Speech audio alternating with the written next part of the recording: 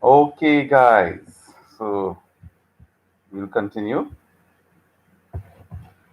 So before we continue, let me ask from anyone any questions on what we did in the last hour.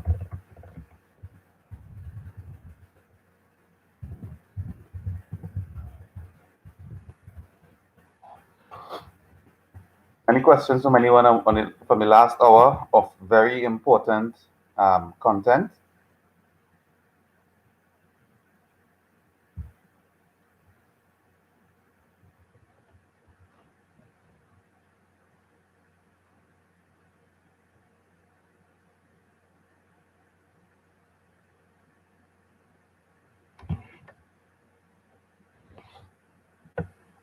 Just waiting for just 2 minutes to see if anybody have any questions, and then we're going to continue.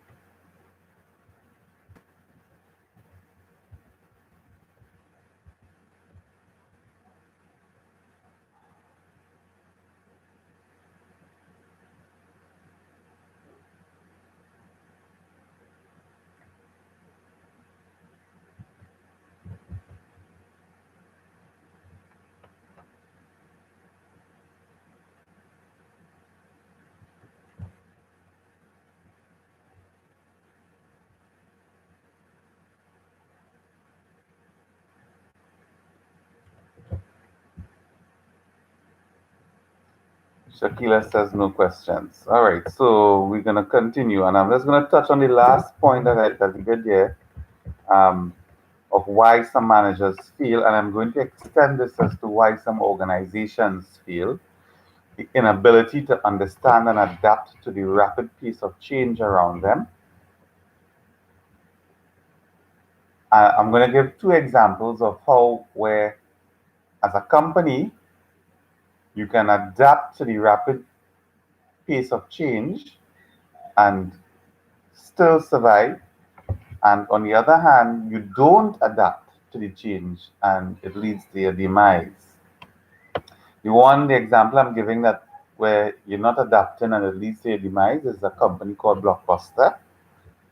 They were unable to adapt to the change around them when another company called Netflix came on board, and Blockbuster is now gone.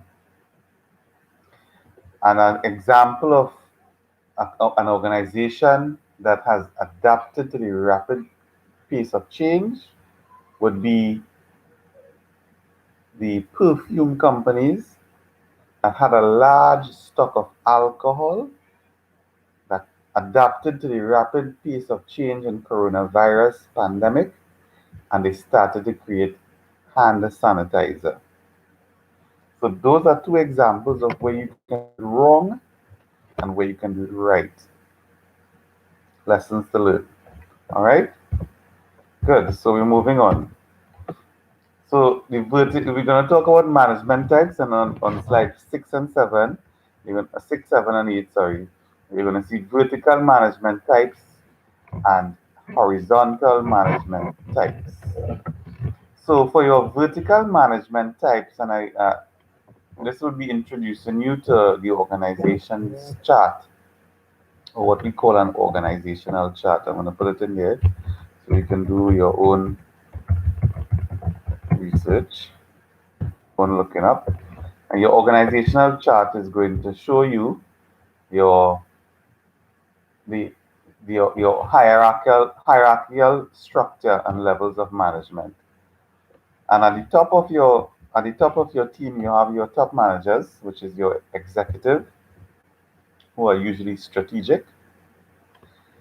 In the middle would be your middle managers, sorry, your department heads. Um, they create horizontal networks, um, cross-functional teams. They execute on strategy. So your executive management, they feed in from your board of directors. Your board of directors, which are usually your shareholders of your company, they want a particular result, whether be it increase revenue, whether be it acquisition, they want a particular result. And they would now tell your executive man, but you most of the time they would tell your CEO or they would tell your general manager, hey, this is what we want, and this is what we want in a particular time frame. So even at the board level, there is metrics, there is measurement to the objectives. Your top managers, which is your introduce these terms to you all now. Top managers would be your CEO, CFO, and COO. Can anyone tell me, make a guess as to what those abbreviations are for? CEO, CFO, and COO. Come on, guys. Shakila, Zina, you answer last. Tell me what those mean.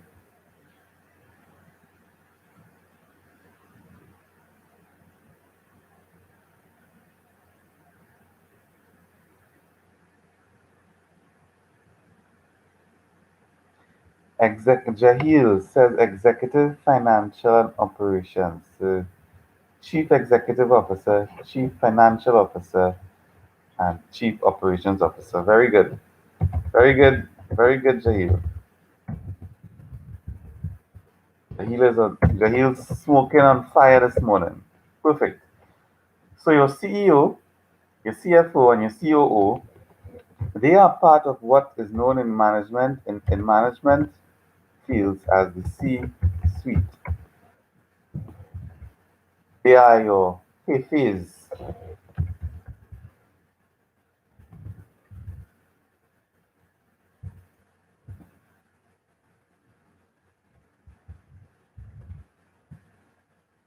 They are the top dogs of the organization. They are the ones that get the highest salary. They are the ones that make key decisions that affect the entire organization. Now, the board would be the ones that would want a particular result. Your top management are the ones to create a strategy to get that result. They may create a strategy that does not sit well with the board, and that entire team will have to go. That's usually how it goes. So, your top management team, they will create a strategy. They may get approval from the board for their strategy as well. But whilst implementing that strategy, things go down the tube. Things don't work out well. That entire C suite most likely will go. That's just how it is. So, although you sit at the top of an organization, when things go bad, usually you're the first in an organization to go. All right? So, it's a role and a responsibility that's taken very seriously, especially in organizations that are progressive, that are insulated from influence politically, that are insulated from influence, uh, influence that are not important to the bread and butter of the organization. So, if it's an organization that's not influenced politically, not influenced by any other bias other than things that are related to the business of the organization. Usually, those organizations are run really well. And when the company doesn't function well, your top management are the ones first to go. So, your middle management, as I said, they're the department heads. Your middle management can also be your project manager. And you're going to see later on, because I believe in this course or one of those courses, we have project management included. And a project manager is essentially a roving CEO. A project manager is essentially a CEO without portfolio. If you want to call it that, because the project manager has a micro organization that they manage.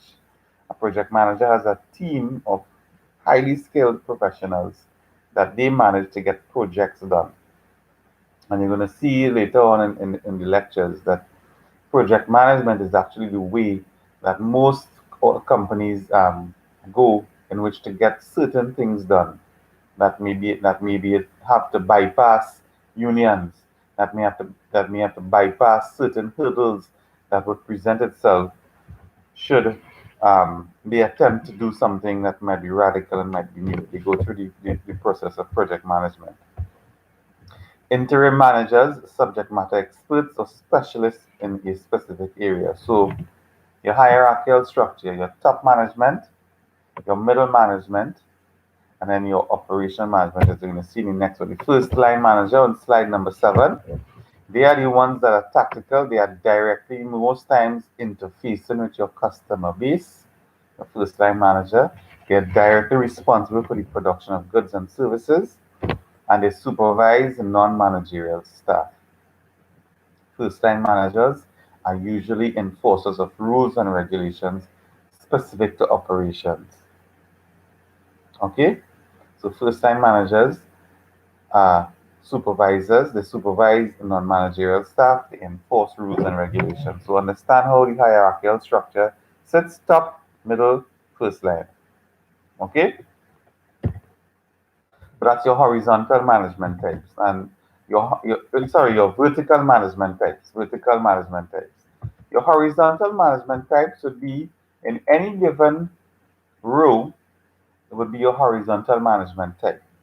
So they are functional managers, they are general managers. So below your chief executives, you would have your department managers, whether it be it HR, operations, um, clinical, your functional management team, IT, human resource, yes, marketing, and then below your functional managers, you may have oh, sorry, sometimes the functional managers are above below the general manager. So you may have a GM. If you take a look at some of the local healthcare organizations, you'll have your GM of nursing, GM of customer care or patient care, GM of clinical, and then below that you'll have your functional managers like your HR, your marketing, etc.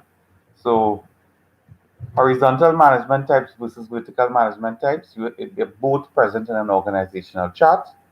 Your vertical management types just looks at it from a vertical perspective, hierarchical structure. Your horizontal management types are your colleagues in the same line as you, your colleagues in the same line as you in terms of management. You don't report to any of them. You sit amongst them to have meetings and to create reports. And whereas your vertical management types, you have a reporting structure that can be seen, where your first line reports to your middle reports to your top, and your top reports to your board. All right, I hope you understand horizontal and vertical management types. So continuing again with your management roles, managerial roles, they have your informational roles, interpersonal roles, decisional roles. Informational is managing through information, interpersonal is managing through people, and decisional is managing through action.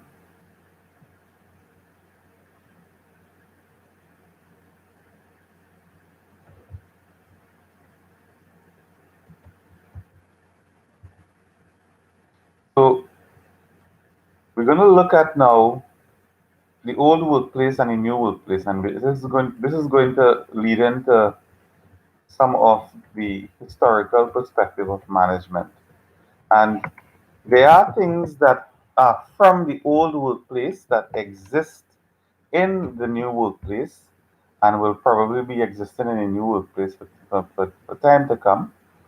And the hierarchical structure is one of those, and that has been present in the old workplace and is there for a particular reason, for reporting function. But the old workplace has been characterized with routine specialized tasks and standardized control procedures, things that still exist in today's workplace, in today's organizations. There are standardized control procedures. In most organizations today, you still see people referring to what we call the SOPs, which is the standard operating procedures.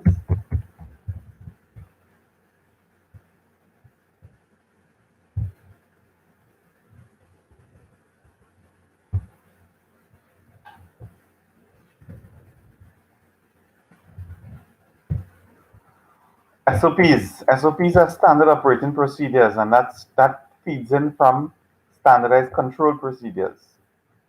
When you compare that to your new workplace is dramatic change, and you can't think of anything else but the online, what internet has done to the workplace and how it has led to dramatic change, rapid environmental shifts, and fundamental transformations.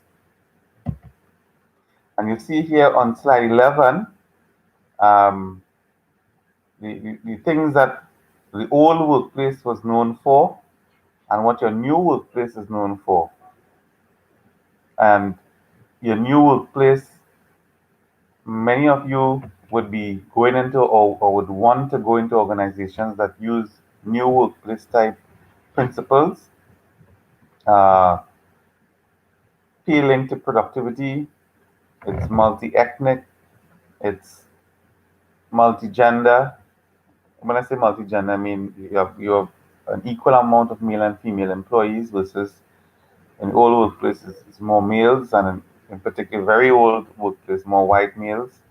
Um, your worker is seen as a human resource, whereas in the old workplace your worker was seen as an instrument. Um, in the old workplace we had upper management thinking, management decision making, which still exists today. That's why I said there are things from the old workplace that still exist today. And then in the new workplace, we have evolved decision making. And evolved decision making simply means that everyone in the organization can contribute or can be factored into the decision of the organization, or sometimes the strategy. And we're going to take a look at that when we look at management by objectives later on.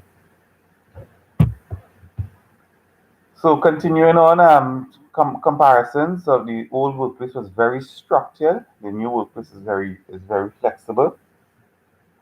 The new workplace have frequent periods of unemployment, whereas the old workplace have continuous employment. And immediately you can think of what we call a government job. I'm sure some of you have parents who would talk about, parents and grandparents who talk about a government job versus a private job, and you would hear a lot of them telling you, get a government work, get a government job, it is secure, you get a pension, you get an annuity, and you get, you know, long ago, to get a government job and to be made permanent in your government job would mean security for the rest of your life. And although the salary might have been lower than a private job, what people ran towards was security. But even the governments now, they now engage in contract employment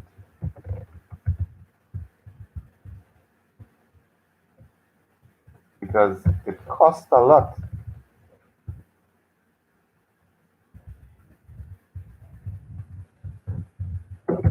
It costs a lot to have permanent employees that have benefits that have been derived from the colonial system to give vacation leave, sick leave, and gratuity, as I said annuity earlier, gratuity and pensions is a very, very costly exercise. So even now, the thing that was considered to be very stable from long ago is now also very much unstable, where you only get contract work. So just you can go through this slide on slide number 11 and see the comparisons between the old workplace and the new workplace. On slide 12, we're going to look at some forces and organizations. And as we talk about forces and organizations, I want you to understand, and I'm going to introducing this to you now, the pest analysis. And that is political,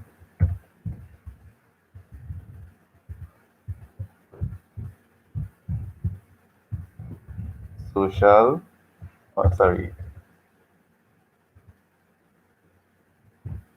economic,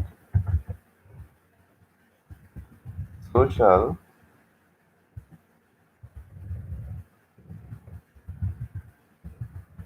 and technological.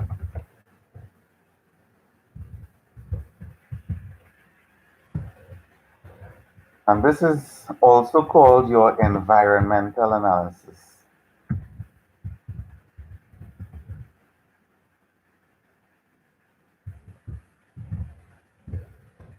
So all organizations are affected by the environment, and the environment that we look at specifically is your political environment, your economic environment, your social environment, and your technological environment. And on slide 12, we're going to look at technology, sorry.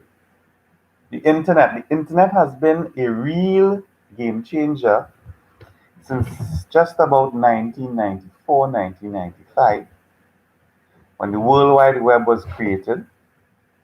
It has become, from 1995 to maybe 2005 as 10, 2015 as 20, and 2000. So in the last 25 years, the internet has become a real game changer for commerce. And what organization can you think of immediately when we talk about the internet being a real game changer for commerce, for doing business, for buying things? That's the biggest hint I could give you there. Tell me, guys, what has the Amazon? Yes, Alexis, correct. Amazon. And before Amazon, believe it or not, there was a company before Amazon. Alexis, do you know? Does anyone know what was the company before Amazon? And still exists today. No, Alexis. Alibaba come after. Alibaba is a relatively new. eBay, Kavita. Kavita, yes, correct. eBay. eBay was actually there before Amazon. Not long before, but maybe about a year or two before Amazon. And eBay was able to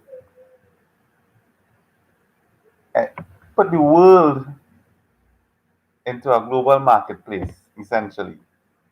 From any part of the world with a credit card in hand, you could have purchased something from Serbia, you could have purchased something from Kazakhstan, wherever it was. eBay was the platform. eBay has since been overtaken by Amazon and by Alibaba, although eBay is still very much strong.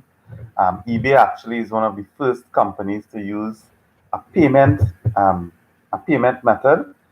Guys, can you all tell me what the payment method is that we all know, that we all ought to know, we may know?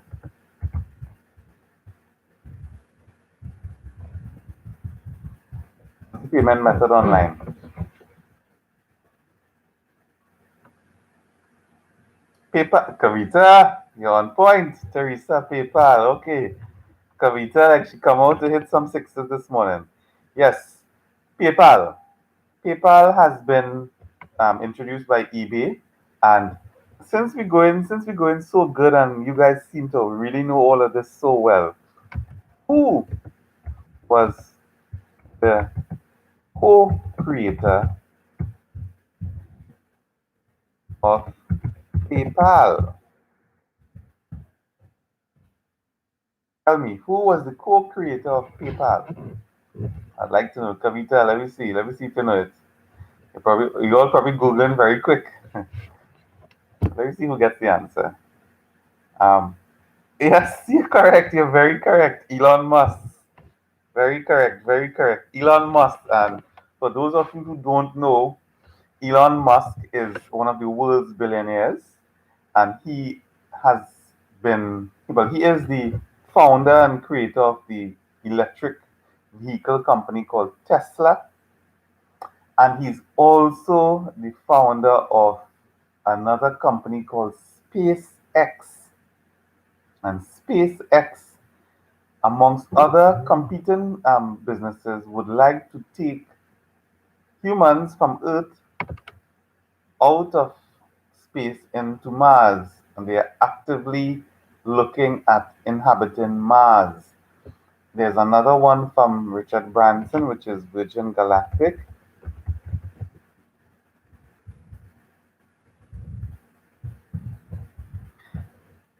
and he wants to do space tourism.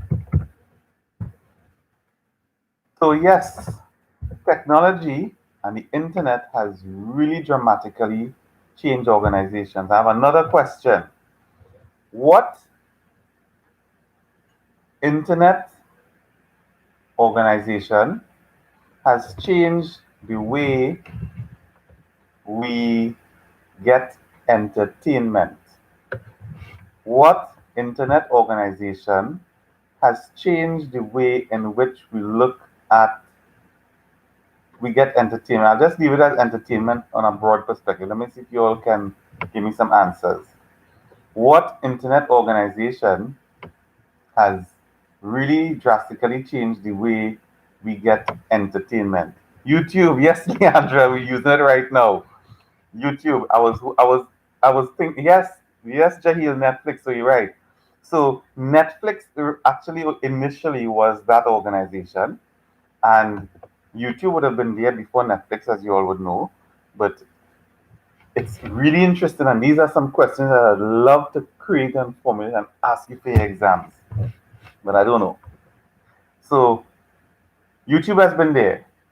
YouTube has now transformed itself into just a website where you can upload a video, a website where you can do live sessions, to a website where you can learn things, to a website where you get entertainment content. People have all these different channels that they do different things that have so much views that get monetized. That's YouTube. And yes, Jahil, Netflix. Netflix has been around for several years. They've had a spike in their shares because the term was Netflix and chill. Netflix and chill. You can pay a very small premium every month and get access to so many movies uninterrupted. Uninterrupted. And as we're talking about uninterrupted, let's just go back to our lecture here, and we look at why some managers fail, and I use the term also, why do some organizations fail? Why do some organizations fail? And you might want to ask the question, some of these TV shows, some of these traditional TV based organizations, we have the common ones are like HBO, Cinemax, the others, Lifetime perhaps. How many people are actively sitting down and looking at those shows on cable? How many people are actually tuning in to cable TV to look at entertainment via cable TV? The answer is there are some of the older folks who turn on their TV and they look for their shows. But the reality is the younger generation is more interested in internet based entertainment. The younger organization is more interested in internet-based organization. And let's give me 1 minute here. I have to plug in this laptop.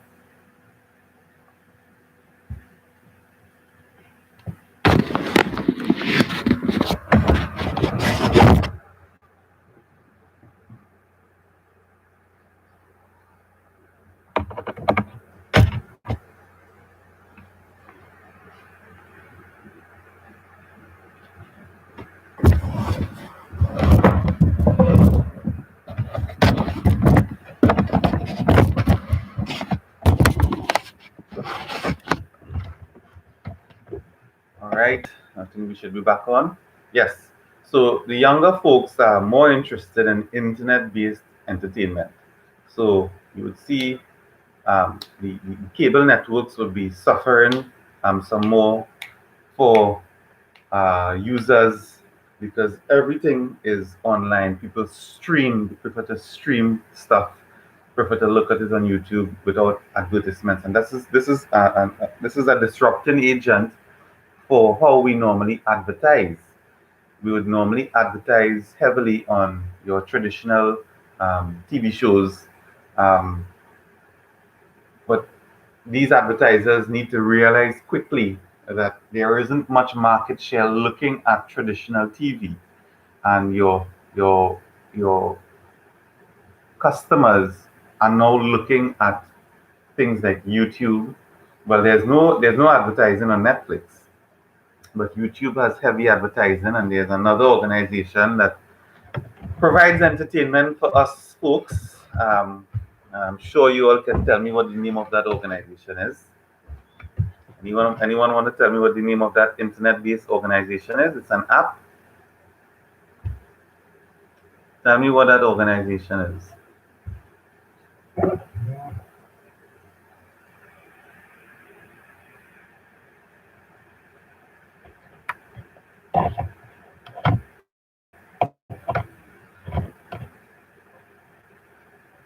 Nobody knows?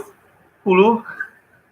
Uh, but like Hulu is sort of yeah, I understand. Yes, I was actually looking for Facebook. Thanks, Teresa.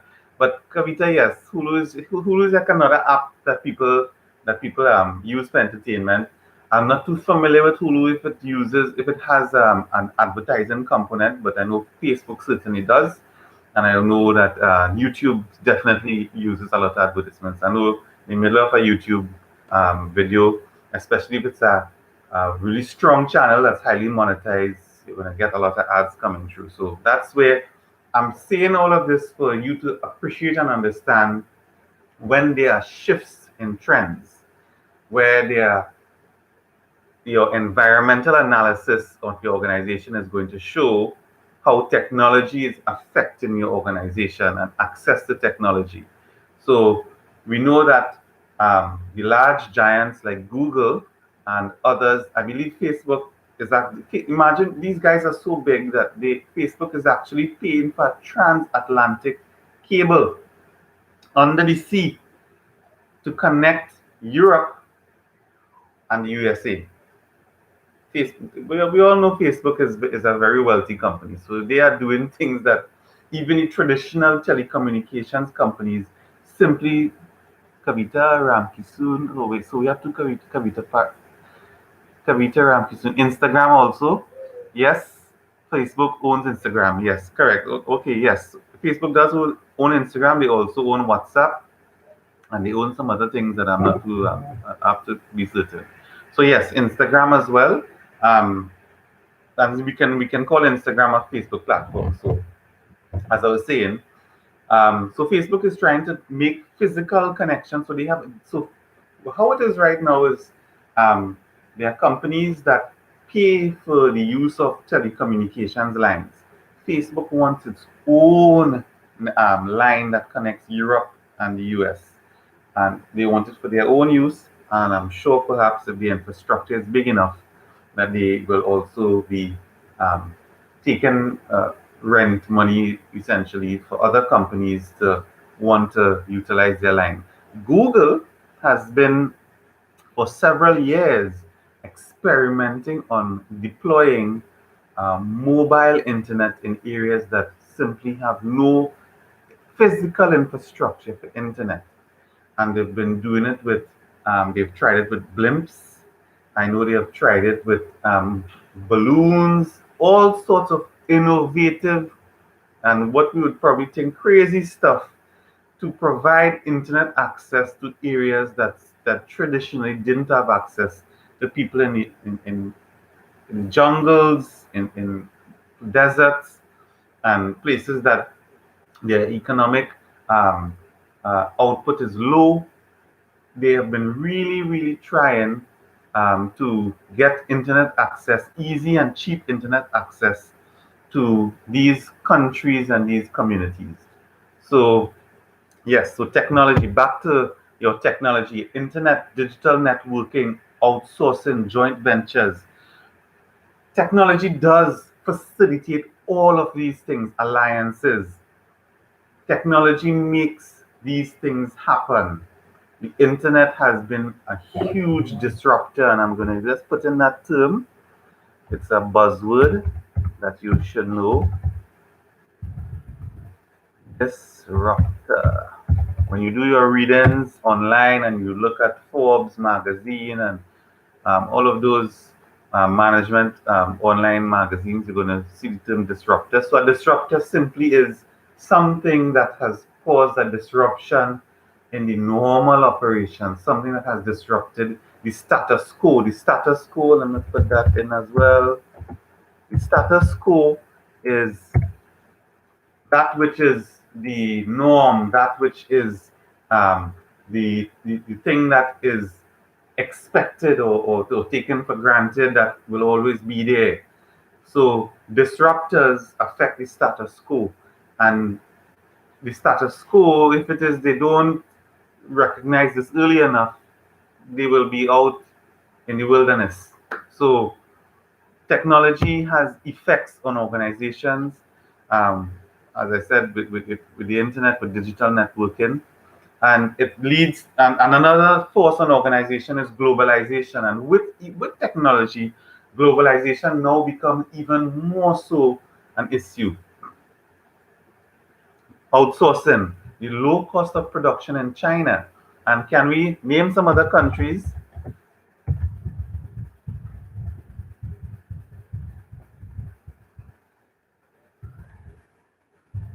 that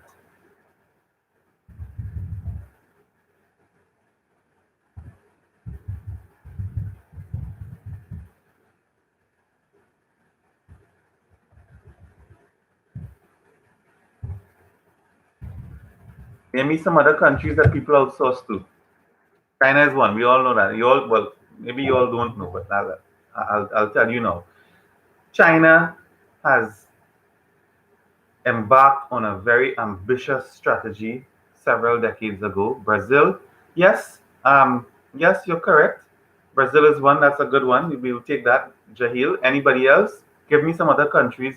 Philippines, right? So you could just take a look at your tag on your clothes, or you could look at a label on something. India, yes, Kavita. Um, keep them coming because I want you all to have better appreciation for what we're seeing with Taiwan, Indonesia. All right, Precious, you're back with us. So good because I was asking you earlier about your human resource and I wasn't seeing you. Vietnam, Indonesia, Korea, good. Bangladesh, perfect, perfect, great, great, great. Keep them coming. Ukraine, interesting. Yes, Shakila, Ukraine, very good. Shakila, you'll tell me what specifically about countries like Ukraine have been doing to be part of this global effort for economies, right? You'll tell me. Tell me. You could go ahead and tell us in the comments there so everybody can have the benefit of seeing if it is your right. Panama, yes. Panama, yes, yes. Good, good. Um, so outsourcing with respect to globalization, we look at outsourcing and competition. And Russia, arms. Okay, Kavita. So I should be saying um, KP and KR so we can distinguish between the two Kavitas, right? So KP is saying Panama and KR is saying Singapore. Yes, yes, those are all outsourcing countries. And okay, so we have enough now. So tell me, why are these countries the go-to for outsourcing? Why? Why are these countries, okay, Jahil, not the Russia one, because the Russia one is separate, and Shakila, not the Ukraine one. Why are these other countries um, cheap labor? Yeah, yeah. Why is the labor cheap?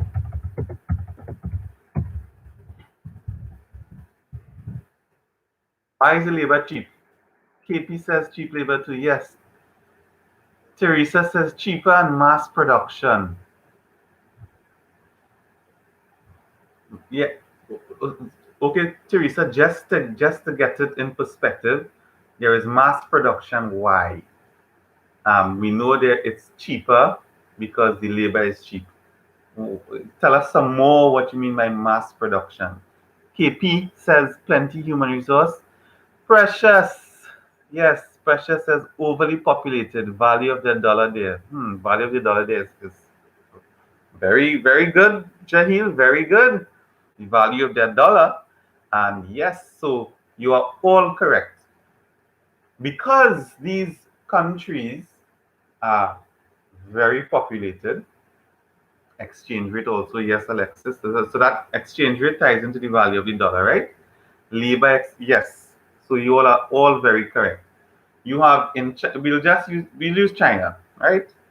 You have a large human capital. You have just shy of 1 billion people. KR is saying cheaper raw materials. Um, Raw materials, yes, but generally speaking, raw materials uh, have a pretty standard price because it's a raw material. Like oil is a raw material, so the material generally has a certain value, right? So kind of way KR. So I was saying that you have a large amount of people in this country. It's a communist state. It's a socialist state, and these people have to live. They have to, these people are humans, so they create families. They have to feed these families. But there's only a certain amount of top dog jobs for everybody. And you now have a huge amount of displaced persons out of what we would call um, good traditional work. Fair, if you want to call it fair work. So we have a whole host of people who are desperate for work. In India, for example, I know for a fact that they do destruction of ships in India. And these people work for coins per day. You can imagine in today's 2020 that people work physically to dismantle old ships for coins per day. It's better than nothing. And it's the reality of how economics work, right? Economics is supply and demand. If you have a large amount of people available for work, then the cost that you would now be given to these people would be less because you can offer someone you want to pay a good salary, but the cost of operating is just so little. You now can be in a position to say, listen, you want the work, we can afford this amount of money, and people readily accept it. Yes, it leads into bad things, it leads into tyranny, it leads into unfair working conditions, it leads into um, what we might look at, as bad working environment, horrible working conditions, poor salary. But for these guys in China and India and in Taiwan, they are happy to accept that than to accept nothing. And that's a sad reality. It's a sad reality, but it's a reality nonetheless that we have to accept and move on. And if you were, and maybe this can be a nice question to put to you all. If you were the owner of a factory, or you are the manager, or you have been hired as the manager of a factory, or let's just say as an entrepreneur, you are now going to one of these countries for production. How are you going to approach, with your good nature, with your good heart, how are you going to approach these guys in these countries that are willing to accept very little salary just for the sake of getting money to feed their families? All right. I would be interested to hear some of your approaches. And I'm sure where most of your approaches are going to be, yes, it's humanitarian, I'll give them the best salary ever. But these things must be done in the context of making the bottom line make sense. Yes, you want to be humanitarian. Yes, you want to be a good guy, a good person, but it must make money at the end of the day. All right. I'm not saying you're going to step on people's backs to make large profits. I'm not saying that at all. Absolutely not. But I'm saying also that you can't get yourself lost in a humanitarian effort while you operate a for-profit company. All right. If you want to engage in a humanitarian effort, do not go for a for-profit company. Go for an NGO, and you can dedicate your life to these people for them to have a better life. But you cannot mix up a for-profit organization with humanitarian efforts. You can have some balance as best as you can, but you can't mix them up. So back to the lecture about globalization and the low cost of production in China, competition globally, and we can use the internet giants of the eBay and the Amazon, right? They are competing against each other, and the local stores are the ones who, who may have to really adapt and adjust quickly. As a local organization, your global marketplace and your technological framework and your technological realities affect your organization, your small local organization, your medium or large local organization. You must be able to adapt and change with the trends. You must be able to recognize the rapid pace of change and adapt with the trends that come with it. All right? Workforce diversity, different genders, different religious backgrounds, different ages. All of these things affect your organization and affect your organization's ability to achieve its goals and functions, its goals and objectives. Your human resource department must be cognizant of the workforce diversity, and how does the workforce, what does the workforce do to ensure that they all work in tandem to achieve the organization's goals. So these are some forces on your organizations, um, on slide number 12, that affect your organization. Your technology, we spoke at length about technology, globalization, and workforce diversity. So we're going to go for a break, and we're going to return. Yes, we've done 50 minutes. We're going to go for a break, and we're going to return hopefully on time, this time at 11. Return at 11:15. All right, and when we return, well, I have plenty of this lecture still to do. So we'll be running through some. I was hoping to get 2 lectures done today, but because this is so important, I'm spending time on it, and we will hopefully run through the balance of it in this class. If not, we'll finish it out in the next class. It's 84 slides, so it's a lot. All right, so we're going to take a break and return at 11:15.